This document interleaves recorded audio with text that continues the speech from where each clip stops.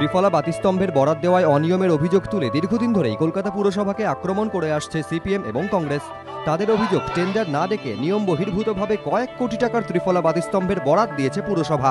এবার সেই অনিয়মের অভিযোগ কার্যত স্বীকার করে নিলেন পুর ও নগর উন্নয়ন মন্ত্রী ফিরহাদ হাকিম। বুধবার বিধানসভায় বিরোধী দলনেতা সূর্যকান্ত মিশ্র ত্রিফলা আলো সংক্রান্ত বিস্তারিত তথ্য জানতে চান পুর ও নগর উন্নয়ন মন্ত্রীর কাছে।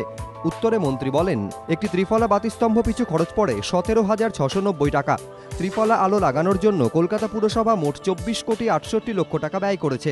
কেএমডিএ 6টি পুরসভায় 89,93,000 টাকা ব্যয় করেছে।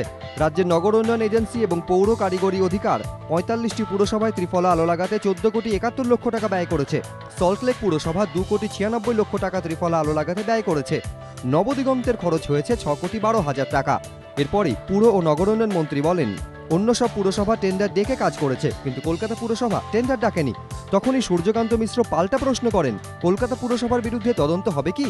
মন্ত্রীর সাফ জবাব, পুরসভা স্বশাসিত সংস্থা, নির্দিষ্ট অভিযোগ জমা পড়েনি।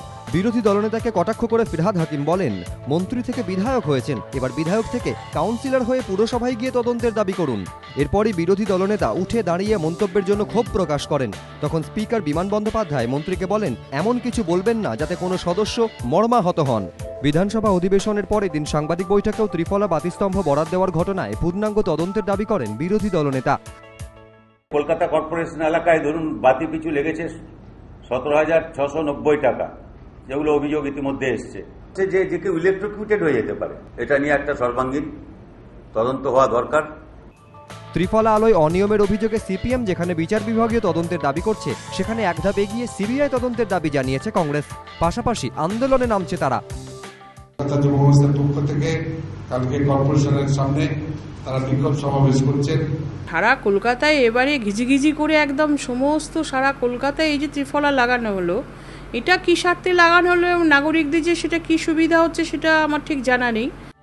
রাজ্য সরকার তদন্তের দাবি এড়িয়ে গেলেও ত্রিফলা আলো নিয়ে আগামী দিনে বিরোধীরা যে আরও আক্রমণাত্মক হবে তার স্পষ্ট ইঙ্গিত মিলল সূর্যকান্ত মিশ্র, আব্দুল মান্নানদের কথায়। আশাবুল হোসেন ও বিতনু চট্টোপাধ্যায়, এবিপি আনন্দ, কলকাতা।